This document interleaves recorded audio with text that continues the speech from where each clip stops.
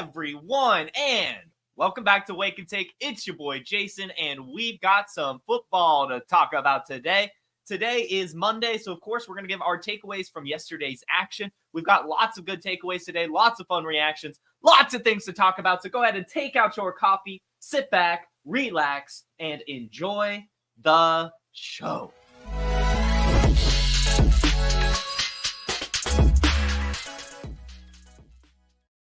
Right, and good morning to everyone here in the chat. Yosemite, Rasta, Jamie, Nabil, Reese, Dakota, Ryan. Yes, this is my friend Reese. That's how I know based on his username. Shout out Reese. Thanks for joining me this morning.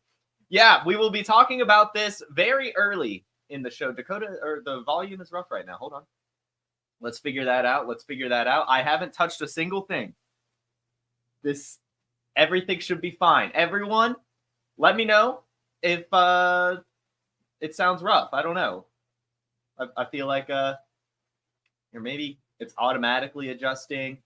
Sounds good here. Okay, whatever. We're just gonna move on. But yes, Ryan Flournoy did get his first NFL catch. We will be talking about that for sure, as it's not as exciting as that may seem. But guys, we have some things to talk about. It's gonna be good. What a week of football. This was a fantastic week of football. So many dance parties, so many L parties, whatever you want to call them. So many good things, so many bad things. Really, week 6 was kind of killer. I'm not going to lie. Lots of fun stuff on Red Zone, lots of fun stuff on Twitter. I'm excited to get into it. But before we get into it, I want to share an awesome video I saw this morning created by Fox Sports over on, Fox Sports, over on Fox Sports. So here we go, guys. I'm going to share my screen. Let you guys check this out before we get into it, because this will be our first takeaway of the show.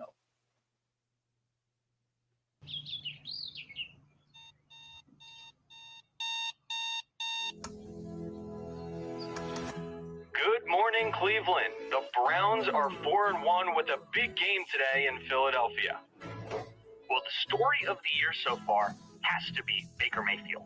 Remember when the Browns wanted to trade for Deshaun Watson? Thank goodness they gave Baker another chance. He's been exactly what the city needs. And with that team-friendly contract, we've been able to invest in the offensive line. And how about these recent draft picks, though? With an offense like this, I think we can make the Super Bowl. Good morning, Cleveland. The Browns hope to avoid a 4th straight loss in a season that's left fans dreaming of what could have been. So shout out Fox Sports for that awesome encapsulation of what it must feel like right now to be a Cleveland Browns fan. Sorry to you, Jamie. It is on the Fox Sports NFL Twitter. I saw that. I'm still just cracking up on it because it's just perfect.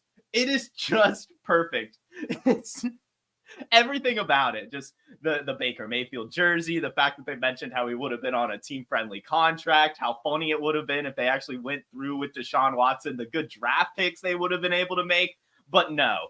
But absolutely not. Instead, the Cleveland Browns decided Deshaun Watson was the answer. And boy, has that done the opposite, the exact opposite of pay off in Cleveland. Let me fix my camera. Getting weird. Cool. Done the exact opposite in Cleveland. Been awful. Been absolutely awful. Just to tell you how awful Deshaun Watson has been. He has the 10th most completions in the NFL. So you would think, he's throwing the ball well. He's got a lot of completion. Should have a ton of passing yards and touchdowns. If he's top 10 in the league in passing completions. No. He is 23rd in pass yards, 25th in passing touchdowns, 25th in passing completion, 28th in passer rating, has been sacked the most out of any quarterback in the NFL. He's been sacked 31 times through 6 weeks, and he has the lowest QBR out of every quarterback in the league. He is awful. Awful. So, Deshaun Watson, I'm sorry, Cleveland fans. He's going to be the quarterback for the foreseeable future. It doesn't sound like they're benching him even after another bad performance. I'm not sure when they're going to pull the plug. it seems that they are just totally invested in losing to Deshaun Watson. I don't know what it is. Awful decision. Hilarious video from NFL Fox. And I'm sorry to you, Browns fans. Deshaun Watson, terrible, terrible, terrible at football. I don't even know what you do. Would you? You know what? If I had Deshaun Watson right now,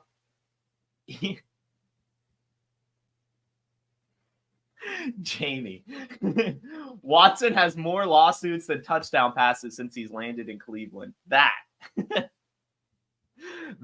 is a perfect encapsulation of what's going on here. Man. We'll see what happens here. Ryan says that Stefanski will be going down with Watson, no pun intended. Maybe. Man. Oh, it's got to suck to be a Cleveland Browns fan. At least as Jamie said in the chat that they are used to it at this point. But let's go ahead and move on because I don't want to keep just, being a shark circling Deshaun Watson in the water. I want to get to some more takeaways. I do. But before we get into some more takeaways, we've got a little bit of injuries that I just want to run through really quickly, really briefly. Going to mention the name and the injury. We're going to monitor them. A lot of, the severity and stuff isn't out yet, but these are some of the players that picked up injuries in week 6. Jordan Mason on Thursday, he had that AC joint injury. Travis Etienne yesterday picked up a hamstring injury. Marvin Harrison picked up a concussion. Chris Olave picked up a concussion. Dallas Goedert picked up a hamstring injury. Elijah Moore injured his ribs. Jerome Ford injured his hamstring. Tyjae Spears hurt his hamstring. Quentin Johnston injured his ankle. Hayden Hurst injured his groin. Dontavian Wicks injured his shoulder. And Jaden Reed injured his ankle. So we'll be monitoring those injuries throughout the week. Throughout the week, we will get to those injuries. We'll have some more information coming through for those. But for now, just monitor George Kittle, DJ Moore, Travis Etienne, Marvin Harrison, Drake May, Chris Olave, Dallas Goedert, Elijah Moore, Jerome Ford, Tyjae Spears, Quentin Johnston, Hayden Hurst, Dontavian Wicks, and Jaden Reed. Cool. All right. Let's go ahead and now get into the rest of the takeaways, but I see someone keep asking the same question, and we did just mention Dontavian Wicks. So Nabil wants to know if they should drop Dontavian Wicks for Christian Watson or Kanani Vidal. I would definitely do it for Christian Watson, and I think at this point, maybe we'll get into it a little bit later, but I think Vidal is definitely worth rostering over Dontavian Wicks at this point too. All right, so first takeaway, we've got another screen share to go on here because it's a disappointing one. It's a totally disappointing one. Nothing we can really do about it at this point. But, yeah, here we go. Let me share my screen again. First takeaway, or second, I guess, at this point. Here is Ryan Flournoy's first completion in the NFL. Prescott, near side. Okay, nice. He did a little bit of a nice cut to get away from his coverage. Grabs it in. Not quite at the first down. Let's see what he does with the ball in his hands. Has a catch right into the. Okay, lowers his shoulder, picks up the first down, breaks out of the tackle. But is that an arm about to punch the ball? Is that Brian Branch about to punch the ball? Oh God, please no. Ryan Flournoy, just please get out of bounds. Please. Sunshine. Oh no. Oh no. He got punched. The ball got punched out. Brian Branch. The ball it happened. It happened. Oh, no. At least the ball maybe at this point, he's close to the sideline. Maybe it could roll out of bounds. Good one. And then no! What is that? No! Why? Why would he be going that way? No!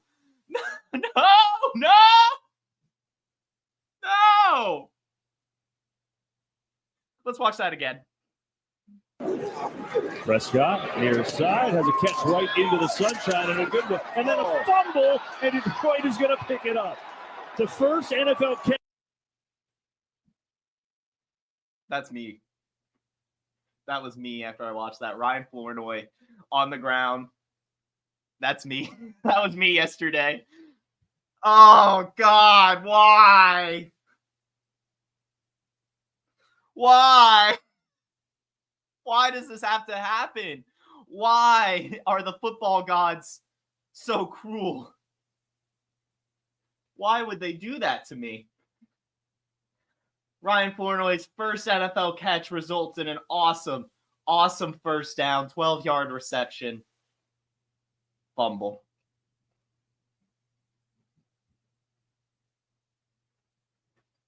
Oh, man.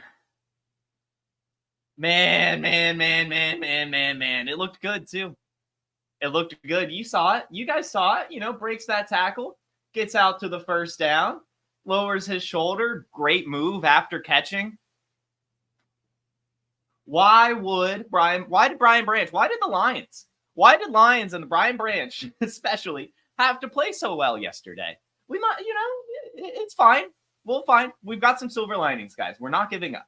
I will say this. I am definitely beginning to lose my faith in the redraft potential of Ryan Flournoy. Still think he's going to be totally fine for Dynasty. But as the Harry Snowman points out in the chat, this is fixable. You can bounce back from this, especially where he is on the depth chart. There's a lot of silver linings here. First, great play. Seriously. I mean, he got separation. He brought in the ball. He was good after the catch, picked up the first down. The ball gets punched out by an all-star playing on just a whole nother level in that game in particular, Brian Branch. Okay? And as the Harry Snowman is also pointing out in the chat, the tests come first, the lessons come afterwards. You've got to hit rock bottom before you can get to the moon. And Jalen Brooks in this game stepped in after Ryan Flournoy. Ryan Flournoy did pass Jalen Brooks to get out onto the field. But then after this fumble, Jalen Brooks stepped back in. The silver lining there, Jalen Brooks, 6 targets, only brought in one of them for 15 yards. Okay? So that's fine, right? At least Jalen Brooks in his action after Ryan Flournoy's fumble didn't do anything, right? He did absolutely nothing. In fact, he looked really bad. He looked really, really bad. Anytime they went his way, it was like he didn't even have hands. So I think that he will still be fine. Hopefully they give him another opportunity. The thing that we like about Ryan Flournoy is his mental fortitude. That is one of the things that has drawn me to him. The guy went through such a troubling career path in college. Every single level, D2, D1, injuries, JUCO, everything. He's a very hard worker. I'm sure he'll bounce back from this. It just sucks, it just sucks. Another good thing is that this is exactly how he started in the preseason before ending the preseason with, a couple touchdowns, everything like that. He fumbled on his first catch in the preseason as well. So obviously, that's a trend. You don't want to fumble ever. And the fact that he did in the preseason, now the regular season, I'm sure the coaches noticed that. But again, he caught the ball. He was good after the catch. It was a great run, a great route ran, great running, great. The route was run well. So I think, especially given the Cowboys totally collapsed in this game in general, they're not going to, get too hard on him. Sure, they'll probably, make him work on ball security throughout the week, but I don't think this is a job-losing error. If everyone was kind of awful in this game, and honestly, that was a good point for them if he didn't fumble, right? That was a good play. So we're not panicking. We are sad. I wouldn't even go as far as saying I'm disappointed. I'm happy he got the catch. I'm happy he's able to learn this lesson early. So we're still in on Ryan Flournoy, ladies and gentlemen. We're just a little sad this morning, but that's okay. That's fine, because there was a lot of good things to talk about from week 6 that we're very, very excited about. But one last thing before we get excited, because the rest of this episode, I'm telling you guys, is basically victory laps. Dylan Lob, same thing. And I would be panicking a lot more about Dylan Lob's fumble, because Dylan Lob 1 touch, 1 fumble. No usage last week either. Amir Abdullah going in. Alexander Madison, a reception touchdown. I think that was kind of the nail in the coffin for Dylan Lob, because running backs can't get over fumbles the way that wide receivers can, right? So it's an issue. It's an issue. And Dylan Lob was already undersized from a small school, not really getting usage. I think that I would say that that's almost a nail in the coffin for him. Just especially with the way Alexander Madison's catching passes, Amir Abdullah's going in. I mean, he's just a pro. Maybe next year Dylan Lob gets another chance, but I mean, the Raiders could totally draft another running back, especially with the way Zamir White is playing, which is also terribly, and his injury. I hate to say it, But I would definitely at least be panicking a million times more about Dylan Lobb's fumble than I would Ryan Flournoy's, because it's a running back. And a running back can't have fumble issues. And a running back has to get everything right before they can move up the depth chart. And a running back that did everything right, ladies and gentlemen. Kanani Vidal! Vidal Sassoon, it's back on the menu. Kanani Vidal, ladies and gentlemen. Ladies and gentlemen. Oh. Oh. For everything that went wrong yesterday, Kanani Vidal went right. I started him in my FFPC 250 league. I started this guy. 4 carries for 11 yards, whatever. But 2 receptions for 40 yards and a touchdown, and that receiving touchdown was awesome. He ran a wheel route and like stretched his arms out like he was Mr. Fantastic to catch the ball. And then he scores a touchdown on his first career touch. It's incredible. And this is what we were saying, guys. I saw so many comments week after week after week after week after week. Can I give up on Kanani, Jason? Can I just drop him? And I said, no, you cannot drop Kanani Vidal. Nothing changed. He was always going to take a Gus Edwards and or J.K. Dobbins injury. In this case, it was Gus Edwards for him to see the field. And once he sees the field, he's going to be awesome. However, it was only 4 carries for 11 yards, right? Like, it wasn't that much. You know, Darius Davis had a couple carries. Hassan Haskins had a couple carries. Justin Herbert, a few carries. Quentin Johnston, a carry. But J.K. Dobbins, 25 carries. I mean, like, J.K. Dobbins, they made the bell cow. You know, like, he was kind of splitting with Gus Edwards. But in this game without Gus Edwards, they did make him a bell cow. Now, that will start to change. I do think Kanani Vidal will. I mean, this was his first start, right? So they're not going to give Kanani Vidal all the volume or even half the volume. Next week, maybe. Like, next week, he'll probably have 8 carries, right? But I've got to tell you guys, the thing that we should be most excited about was the reception touchdown.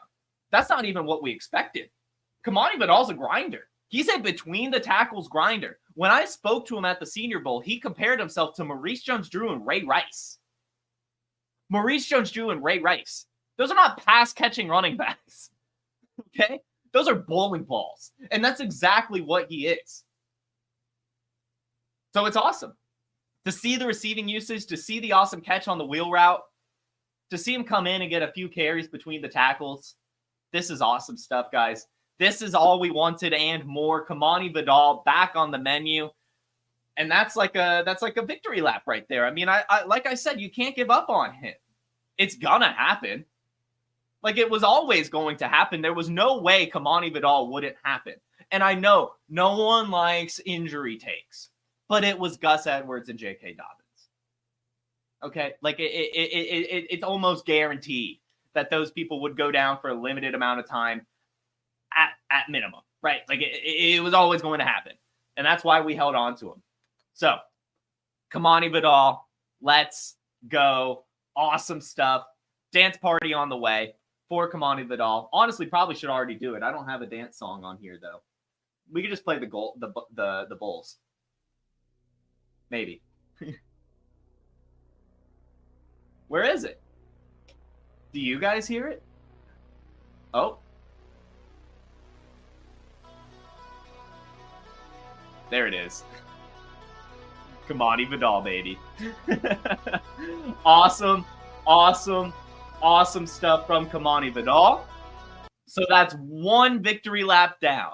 Next victory lap.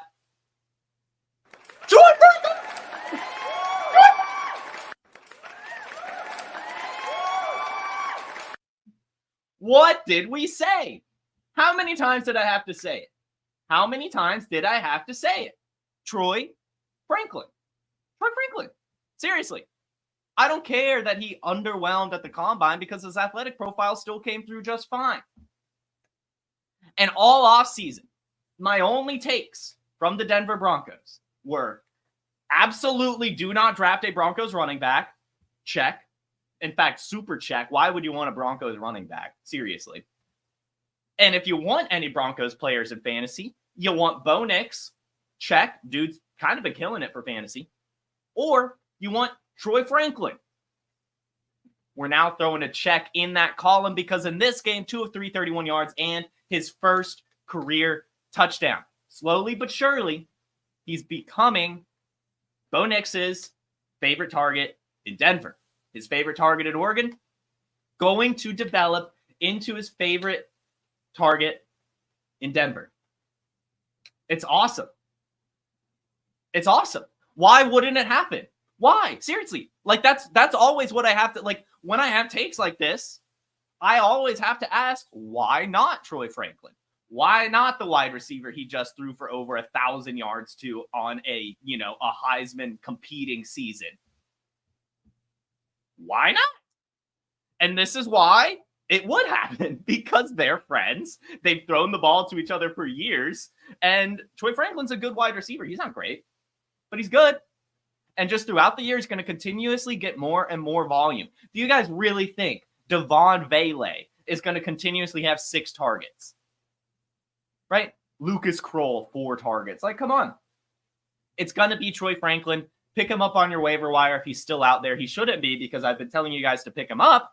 But if he is, you can get him. And by the end of the season, you're going to be happy starting him. Troy Franklin victory lap.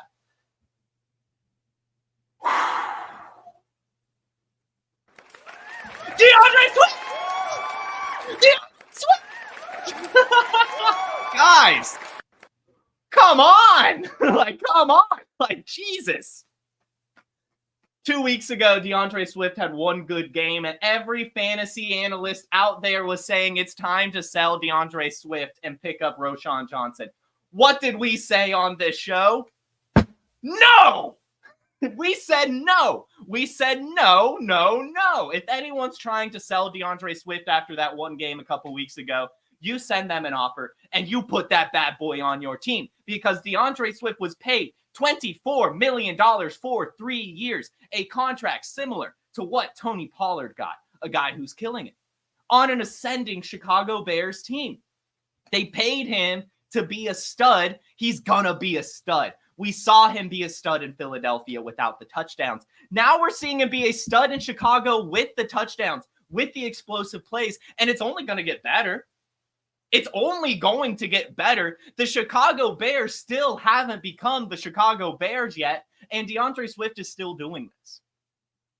And I know people are going to ask me, should I sell DeAndre Swift? And I'm going to say, no, you hold on to him, because the fantasy community still doesn't respect what this man is putting together. 17 carries, 91 yards, and a touchdown, adding 4 receptions for 28 yards in this one.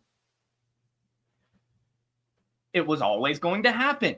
It was always going to happen. A rookie quarterback going to the NFL on an offense that's doing everything they can to surround him with weapons. They're going to use the pass-catching running back. They're going to use the explosive running back who's only 25 years old, who just had over 1,000 yards in Philadelphia. They were always going to use him, and he was always going to be good. I traded Alvin Kamara for DeAndre Swift in a dynasty league, and I felt really bad for a couple weeks. But now I feel fantastic because DeAndre Swift is here. The Chicago Bears are here. Caleb Williams is absolutely crushing it right now. And you think the defenses are going to start stacking the box again? No. Congratulations to everyone that got DeAndre Swift. Congratulations to everyone that listened to me and didn't sell and held on to him, or even went out and bought him a couple weeks ago, because he was like RB34. RB34. It was ridiculous because the Chicago Bears started the season off slow with a rookie quarterback. Come on, guys. We are ridiculous. We are ridiculous. The fantasy community is way too short-sighted, guys, to give up on DeAndre Swift. People are giving up on him after he did well. Like, after he had 100 yards and a touchdown. People are like, yeah, this is it. This is the top. What are you talking about? What are you talking about? Rethink it, guys. Seriously. This is why you tune into Wake and Take, because we're right. Next, victory lap. Tank down, baby! Tank down, yeah. Now, the Tank down victory lap, a little less exciting. Gotta say, a little less exciting, but in the first game with Nico Collins out. He leads the Houston Texans in targets, gets 9 targets, 7 receptions, 57 yards and a touchdown. Tank Dell is back, baby. And the beautiful thing is you can still buy Tank Dell. You can still buy Tank Dell after this. People are going to look at this opportunity and say, all right, he scored the touchdown. It's time to get out from under him because when Nico Collins comes back, Tank Dell is going to be back to how he was at the beginning of the season. I guarantee you that this is just the beginning of Tank Dell getting reacclimated to the NFL speed. If we remember, he had the gunshot wound. He fractured his fibula or something at the end of last year. It was a bad injury. It's been a few weeks now. He's getting back to speed. And yeah, he didn't lead the team in receiving yards, but he led the team in targets. And that's what we were hoping for this season. Yes, it took a Nico Collins injury. Sure. But he's on IR. He's still going to be out for the next few weeks. And CJ Stroud's going to get comfortable with Tank Dell again. Tank Dell is going to get comfortable again. CJ Stroud spent all offseason telling us how he feels about this wide receiver. I am not going to give up on that. I'm going to continuously believe in Stroud's trust in Tank Dell. And now we're seeing it. And remember, this would have been like a floor game for last year. Like, he is a very explosive playmaker, 57 yards off 7 receptions. That's nothing to Tank Dell. Yes, he gets the touchdown, but we should see a 100-yarder at some point. We should see a 2-touchdowner at some point this season. So I would say still buy Tank Dell. He was our must start on the YouTube or on our TikTok. You know, I said, hey, you got to start Tank Dell this week. Even against the Patriots in a game where they barely even had to try. Tank Dell. Tank Dell. Tank Dell, let's go. Whew. How many times can I celebrate, guys? Hey! Drake Maye! Drake Maye! Let's go! What did I say on Wednesday? What did I say on Thursday, Friday? Get Drake Maye. Get Drake Maye before it's too late. I said my words were buy high. There's a TikTok out there. You can watch this. Shout out producer Dustin. Killing it. Drake Maye. Drake Maye, Drake Maye. Yes, there are sometimes things called buying high. But guess what? That's not always the top of the market. As Index of Suspicion says, you can never time the market. You've never met me. This is what I do best, baby. This is what I do best. I time the market the best in the game. The best in the game. That's me right here. Drake Maye probably raised. Let's see. In fact, let's see. Now, it's Monday morning, so it probably hasn't updated too much. But when I recommended buying Drake Maye, he was QB 18. QB 18 on Keep Trade Cut. After a 3-touchdown performance, he's now QB 16. That's already 2. QB 9 on the week in his first NFL start. Yeah, sure, a lot of that comes in garbage time. Who cares? Those are still points, and that was part of the calculus. I said, guys. All offseason, I said this. Every rookie quarterback drafted in the first round got the right landing spot. Every single one. Everyone was trying to pick who would bust. And I said, no one's going to bust. Prove me wrong. Maybe Michael Penix. Michael Penix is the last domino to fall. Bo Nix hit.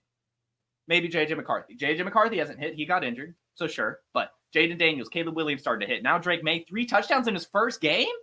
Sure, he had 2 interceptions. One of them wasn't even his fault. 5 carries for 38 yards, and this is what exactly I was talking about. Drake Maye is the type of quarterback that can put a team on his back. He's going to score fantasy points. He's going to. At whatever cost. 243 pass yards, 3 passing touchdowns, 38 rush yards. Let's go, guys. Let's go. You just do this. You just make these moves and you don't think about it. Who cares if you paid a little too much for Drake Maye? The 3rd overall drafted quarterback, a rookie, on a team that's only going to get better. You want that player on your team. You want them, okay? And this is why. You probably can't even get him now. You literally probably can't even get him now. The window was still open last week. Sure, it went up. But who cares if the price goes up? It can still go higher. That's what we were saying after Jameson Williams after week 1. I said still buy Jameson Williams. Sure, he broke out. But his value is going to keep going up. And it has. And Drake Maye's value is going to keep going up right now. Let's talk about it. Drake Maye is still behind Baker Mayfield, behind Dak Prescott, behind Anthony Richardson, behind Justin Herbert, behind Brock Purdy. Could he be a top 10 dynasty quarterback by the end of the season? Hell yeah. HWFR. Hell yeah, fucking right. Let's go, Drake Maye. And the ancillary pieces, I will say, I'll take a little bit of an L. I said bye to Demario Douglas and Jalen Polk. Demario Douglas, 6 of 9, 92 yards and a touchdown. Jalen Polk, 4 targets, 1 reception, 4 yards. Not great. Not great. But they'll work on that. It'll get there. You want Jalen Polk in Dynasty still. It'll get there. Not in this game, but we'll get there. Oh, man. Man. Next. Not really a victory lap, but rest in peace, Travis Etienne. Sorry, everyone, if you have Travis Etienne. Luckily, I sold him this offseason in my only dynasty league that I had him. And this game goes down with a hamstring injury. Dearness Johnson gets some carries. Tank Bigsby gets some carries. Rest in peace, Travis Etienne. It's already been reported this week that he's week to week. When he comes back, he's not going to be able to be Travis Etienne. Tank Bigsby is going to take the job. Rip Travis Etienne. I mean, it's over. It's over for this season, probably dynasty as well. I don't even know what do you get for Travis Etienne? Seriously, what do you get for him? DeAndre Swift? Maybe. I wouldn't give DeAndre Swift for Travis Etienne. I would rather have DeAndre Swift. So I don't know. Tough one. Well, tough one. But rest in peace, Travis Etienne. We'll just keep it quick. But we will, however. Evan Ingram! What did I say? Evan Ingram was a big problem for Trevor Lawrence not having him. They need him. Yeah, sure, they still lost this game. But Evan Ingram, 10 targets, 10 receptions, 102 yards. 102 yards. Let's go. Oh, my God. We said it. Evan Ingram, one of the best buys right now while he's hurt. You have to get Evan Ingram because when he comes back, he's going to be a stud. He's going to be awesome, especially tight end premium leagues. And this is why. He's Trevor Lawrence's safety net. It's not Christian Kirk. Christian Kirk lost it. It's Evan Ingram. It's the hyper-athletic tight end. Evan Ingram is back, baby. Let's go. Oh, my God. Let's go. Man. Moving on to the Ravens. I can't, there's no victory lap here, but I do want to play the applause sound effect. Shout out Baltimore Ravens. I mean, look at this box score. Lamar Jackson, 300 passing yards. Derrick Henry, 130 rush yards and 2 touchdowns. Zay Flowers, 132 receiving yards. Mandrews, 66 yards and a touchdown. Let's go Baltimore. Seriously, let's go Baltimore. Lamar Jackson really wants that repeat MVP. I also want to say while I'm here, Mandrews is back. Who said not to give up on Mandrews? This guy. You don't give up on Mandrews. I put Mandrews in my DraftKings lineup yesterday. I did it. And it worked. Because Mandrews was still Mandrews. We talked about it, right? You just got to be patient. He was in a car crash. He's coming off an injury. The Ravens are figuring out the pass game. Mandrews is figuring out Mandrews. But man, is he Mandrews. 22 yards of reception in this one. Got the Mandrews usage. In a game where Zay Flowers had 9 targets, 9 receptions, 130 yards. Mandrews is back, baby. Let's go. Before we move on, this is right. 83 are watching live. Let's get to 50 likes. Let's get to 83 likes. All of you watching right now, hit that like button. Hit that subscribe button. Let's move on. A.J. Brown and Slim Reaper. Let's go. A.J. Brown in his first game back, 6 receptions, 116 yards and a touchdown.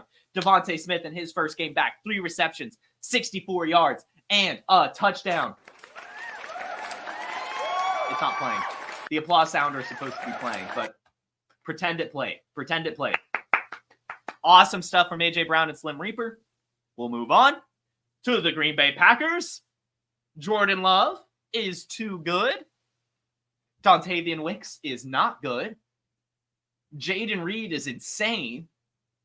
But Christian Watson is a stud. Christian Watson is a stud. He's just a stud.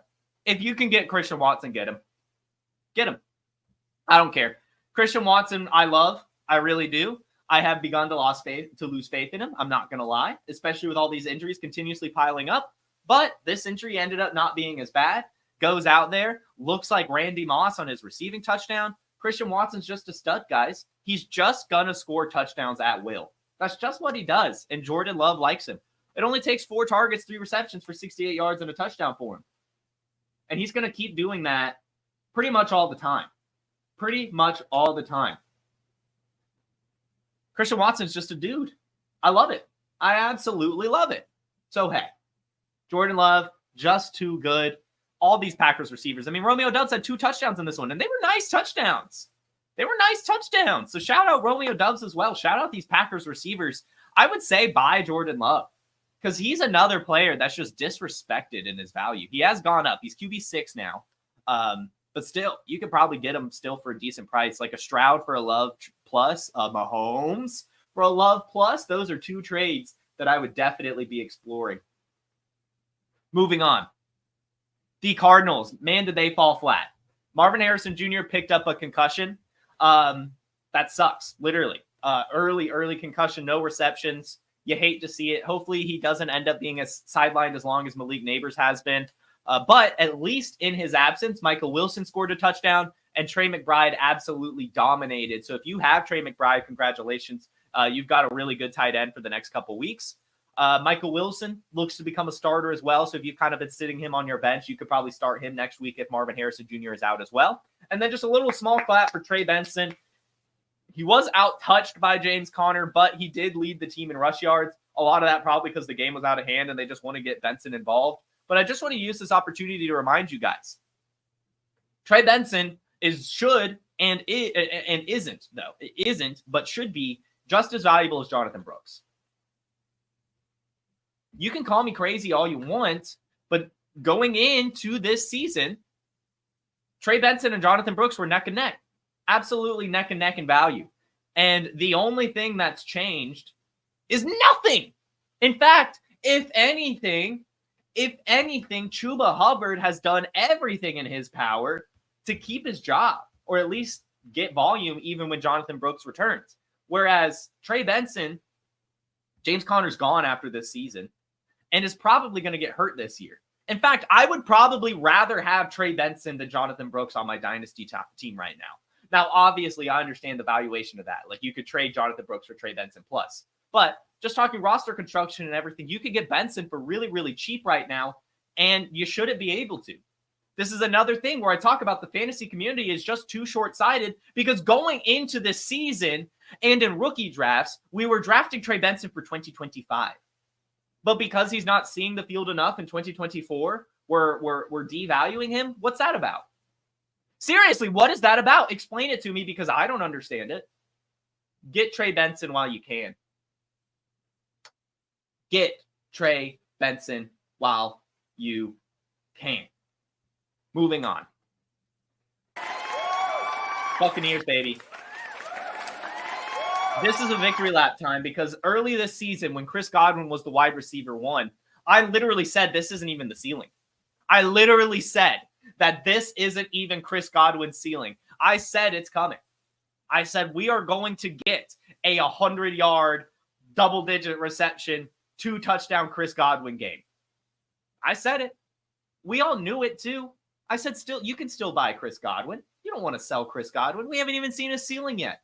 He's still getting acclimated. He's just getting utilized. Chris Godwin's pretty damn good, guys. 13 targets, 11 receptions, 125 yards, and 2 touchdowns. Huge part of this Buccaneers offense. The most consistent Buccaneers wide receiver this year. This is a guy, locked-in starter rest of season. I would try to buy him in Dynasty because his age and just kind of name equity has kind of, fallen over the years. But it shouldn't have. I mean, he's still, 28? 27? He's not too old. And I would say acquire him. Even after this game, I would still say you can buy Chris Godwin. Because it's going to be another thing where people are trying to sell high, but they don't realize what they have in this asset. This is consistent. We'll probably have another one of these this year. Chris Godwin is just that type of receiver. He's a stud. So shout out him. Shout out Chris Godwin. But That's the sound of Rashad White at Dynasty. Because Rashad White,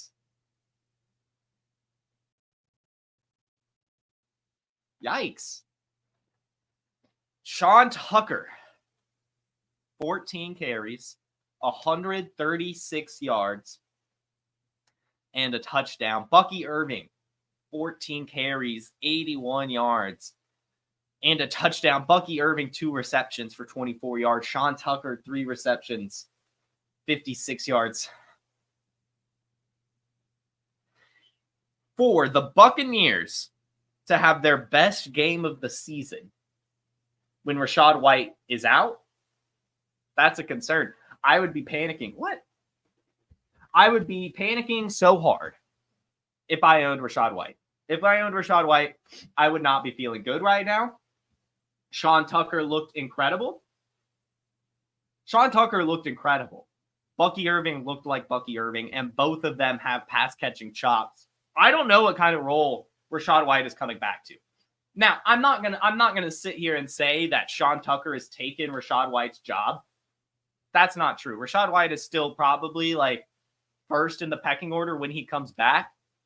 But I mean, like, we could be talking about 40, 20, 45, 35, 20. You know what I mean? 45, 40, 15. You know, all 3 of these running backs getting involved. Rashad White's not a bell cow anymore. Rashad White might not even be the receiving back anymore. Sean Tucker scored 2 touchdowns yesterday, one of them rushing, one of them receiving. That's concerning if you own Rashad White. That's concerning. I would be terrified. I don't even know what do you get? He's like RB40 now. You have to hold Rashad White. You can't do anything with him. I don't even want to buy Rashad White right now. I talked about buying him last week. That'll be an L. I'll take the L. I talked about buying Rashad White last week. And then he just picked up an injury. And then it's like, what the hell? But I mean, he's probably going to be sidelined another week too. Rough scenes for Rashad White. Rashad White, Travis Etienne, league losers. If you drafted Travis Etienne or Rashad White, you might have lost. You've probably lost your league. Sorry. Anyway, moving on. It's time to sell Alvin Kamara. We talked about it for a few weeks now. You still have opportunity. You need to sell Alvin Kamara this week. Talk about timing the market. It's this week. You want to sell Alvin Kamara right now. Alvin Kamara, 13 carries, 40 yards, and a touchdown. Sure. 5 receptions, 24 yards. Sure. Spencer Rattler has already been announced the starter for the next 3-4 weeks while Derek Carr gets ready. And what did I tell you about Spencer Rattler? And what did we see from Spencer Rattler? We saw a good first half. I'm not going to lie. He looked pretty damn good in the first half. But he looked exactly like I expected him to look. What did I say on Friday's episode, Thursday's episode, Wednesday's episode? Whenever we talk, probably Thursday. Actually, no, Wednesday, because we talked about selling Alvin Kamara. Maybe. I don't know. Whatever. Doesn't matter. Spencer Rattler. Everything we know about him is sure he's talented. He's got skills. But man, does he lock onto his first read or scramble too often. And that's exactly what we saw. The first half was good because of coaching. Okay? You can watch how good he was in the first half and realize it was the same thing. He was locked onto his first read, but offensive coordinator schemed the first read to be open. And yeah, he was hitting him, sure. But he was also scrambling a lot. And then in the second half, the Buccaneers were able to adjust accordingly. And what happened in the second half? Spencer Rattler sacked 5 times in the second half, picked off twice in the fourth quarter, and only completed 11 of 23 passes in the second half. And I guarantee you guys, it's not going to get much better. I am very firm in my belief that Spencer Rattler's not an NFL quarterback. I want him to be. I want him to be. But what I saw from him at the Senior Bowl was not good. He's a little too cocky for what he brings to the field. Some people take that as swagger. I take it as undeserved cockiness. If you're good, sure. Whatever. Be cocky. He's not that good. You know, he was good in high school. He peaked in high school. Spencer Rattler peaked in high school. Moving on. In a world where being a Tennessee Titan is miserable, Tony Pollard is a saving grace.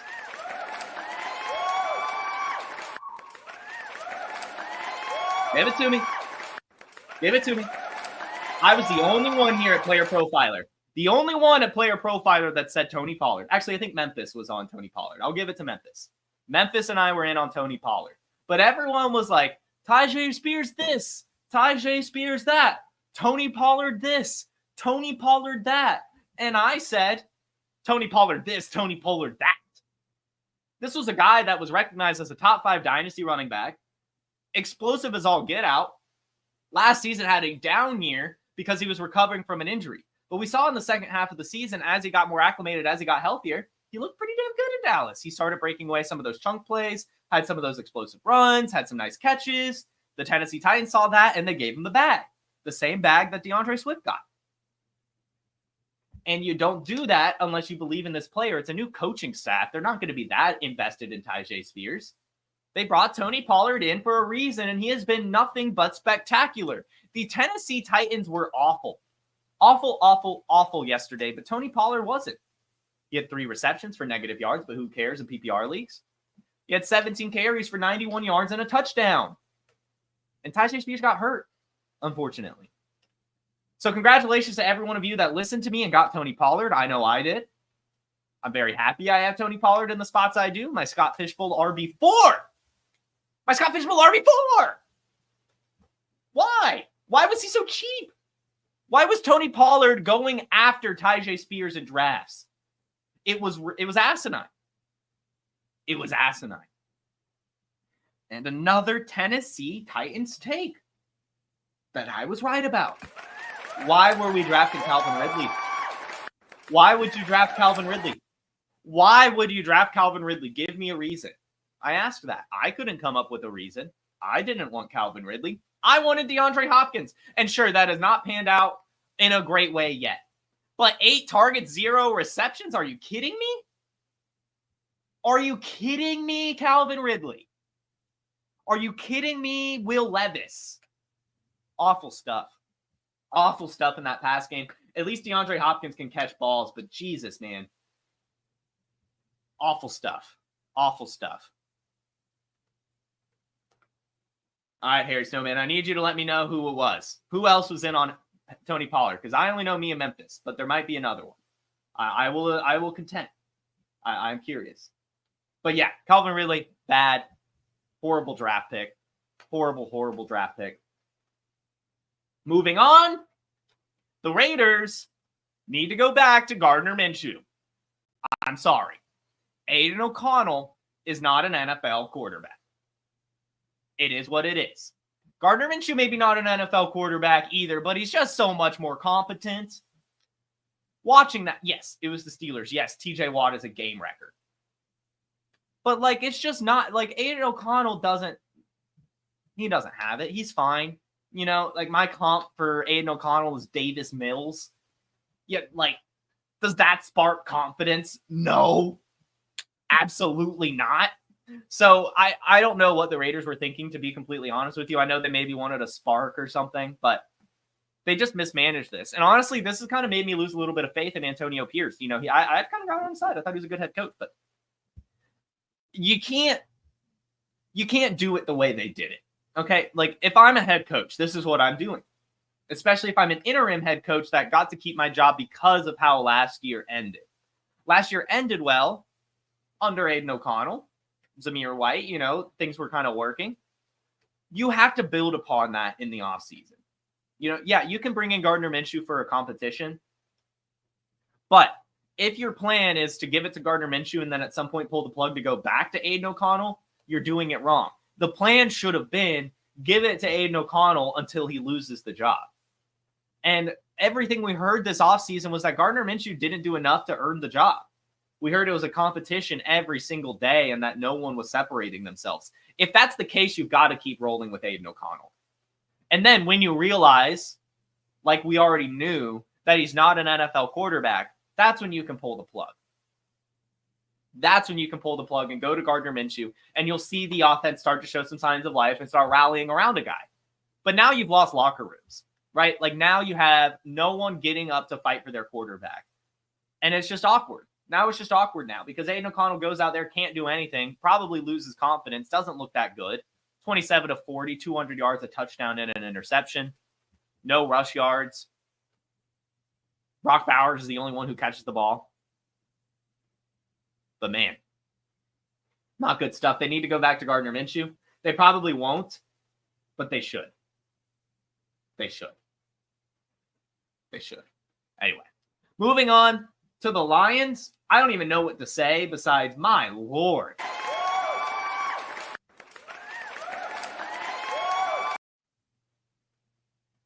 The Detroit Lions were mad yesterday.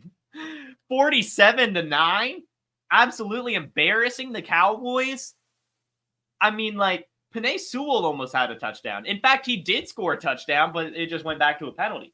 I mean, they were doing everything they could. And they honestly probably would have scored more than 47, but it seemed like they kind of stopped. I don't know. Jameson Williams almost had a second touchdown. The crazy stuff. I don't know. Man. Good game. Sam Laporta touchdown, Amon-Ra touchdown, Jameson Williams touchdown, Demont 2 touchdowns, Jared Goff 3 touchdowns. Let's go. Let's go. Let's go. Prayers up for Aiden Hutchinson. Prayers up for Aiden Hutchinson. That is terrifying. That injury was terrifying. Do not watch it if you're squeamish. I'm still a little nauseated from watching that leg wiggle. But yeah, hey, shout out the Lions. And I just, anytime Jameson Williams scores a touchdown, I mean, J-Mo, baby. J-Mo. Flex play on Thursday's Start Sit episode. A little preview said, hey, you got to start Jameson Williams. Why would you bench Jameson Williams? Going up against the Cowboys. Should be a shootout. Was not a shootout for the other team, but it damn sure was a shootout for the Lions. Moving on to the Falcons. Who said to just be patient with Bijan Robinson? This guy said, guys, why are we panicking about Bijan Robinson? He hasn't had a game under 10 points yet. The Falcons have had to pass the ball. They haven't had a game script where Bijan Robinson can be Bijan Robinson. 15 carries, 95 yards, 2 tutties. Tyler Algier, 105 yards and a touchdown. It's fine. Both can be fine. We talked about it. You can get Tyler Algier, and he's probably a flex play. But there was way too much panic about Bijan Robinson. It was ridiculous. I was getting offers in my redraft league. Like, yeah, I'll give you Brian Robinson and Deontay Johnson for Bijan. What are you? No. This is Bijan Robinson, the RB1. The RB1. Does anyone think he's not going to finish as the RB1? Tell me in the chat, who's going to be the RB1 not named Bijan Robinson? I can't think of anyone. Bijan Robinson's a stud. And shame on you for losing faith. Shame on you. You know how much hate I got? I made a TikTok video saying, hey guys, stop panicking about Bijan Robinson. Every comment, Bijan Robinson's dust. He's not even good. What are you talking about? You should quit your job. Shame on you. Bijan Robinson's a stud, and we knew better. Come on, guys.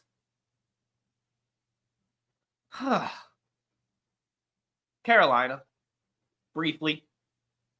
Talked about it on Wednesday's Market Watch. Buy tier 2 rookie tight ends. Ben Sinnott, Theo Johnson, Jatavian Sanders. Jatavian Sanders in this game, 7 targets, 5 receptions, 49 yards. Looked awesome. Deontay Johnson still looked good. Andy Dalton, fine. Chuba Hubbard doing everything he can to keep a job. Who knows what that job is, but Chuba Hubbard's going to get work. In fact, I'm going to say it here right now. Chuba Hubbard gets an extension. Sell Jonathan Brooks. Sell Jonathan Brooks. Sell Jonathan Brooks. Jonathan Brooks will not pan out in the way we want him to be. He'll probably still be good. But Chuba Hubbard's a really good NFL running back. I mean, he is. He can catch the ball. He can run the ball. He's athletic. Jonathan Brooks is not going to be a bell cow as long as Chuba Hubbard's there. And I'm going to call it now. Chuba Hubbard gets an extension. He's going to get an extension. Sell Jonathan Brooks. Probably still sell Chuba Hubbard if you can. I mean, depending on the price. But sell Jonathan Brooks too. Like, get him out of there. And that's why I'm saying I would rather have Trey Benson. Because Trey Benson's going to be the bell cow in Arizona whether you like it or not. This year, next year, it's going to happen. So sell Jonathan Brooks. And in fact, sell Jonathan Brooks for Trey Benson plus. And your rookie draft self would be so excited that you were able to pull that off. And that's what's beautiful about the season. Sell Jonathan Brooks in Dynasty, get Trey Benson. And lastly, guys, Tyrone Tracy is the RB1 in New York. It is no longer Devin Singletary. They will both split the job when Devin Singletary returns. But Tyrone Tracy is too good to keep off the field. 17 carries, 50 yards, and a touchdown. 6 receptions for 57 yards. Doing it in all facets. Really the only life in the New York Giants offense yesterday. Really. And rip Eric Gray. You are so very right, Dustin. Dustin on my show sheet giving me some nice quips. You are so very right. Rip Eric Gray. Shout out Tyrone Tracy. Probably rip Dante Miller as well. But yeah, Tyrone Tracy is going to have a job. It's going to be a 1A, 1B. And that's kind of like what we expected. You know, a lot, especially Podfather, Theo, Seth. Tyrone Tracy was a big recommendation in rookie drafts, in regular drafts this year from Player Profiler. Wide receiver, turned running back. Devin Singletary, really never a true bell cow. You know, he takes more opportunity than we want him to, but he still cedes some volume to someone else, and that's what's going to happen here. Tyrone Tracy's going to get the high-value touches as well. He's going to get the pass-catching work, and he's probably going to get some red zone work as well. Tyrone Tracy has earned a job. Congratulations to him and all Tyrone Tracy managers. Guys, what an episode. Seriously, thank you so much for not only tuning in today, but for tuning in every time you do. Every single day we're here giving our fantasy football takes, and every single day y'all are here listening to me yap. And I just can't believe I'm in this position. I'm so very thankful to you guys. I'm glad that we were able to have a lot of dance parties this morning. I'm glad that a lot of my takes are panning out. I'm sad that some of them aren't, but for the most part, I really feel like we've been running pretty damn pure this season. And a lot of it goes to you guys for tuning in and giving me the confidence to throw my takes into the world. And thank you guys for listening to a lot of them. We'll keep it going here on Wake and Take. Make sure you hit that like button. Make sure you subscribe. And make sure you tune in tomorrow for some more Wake and Take. Have a magnificent Monday. I hope all your Monday night miracles come true. And I will see you tomorrow. Peace. Hey, I want to thank you for being part of this broadcast. If you have any thoughts on it, leave a comment. If you enjoyed it, make sure you leave a like. And if you want to see more shows on the Player Profiler channel, subscribe to it. That's how we know you want more.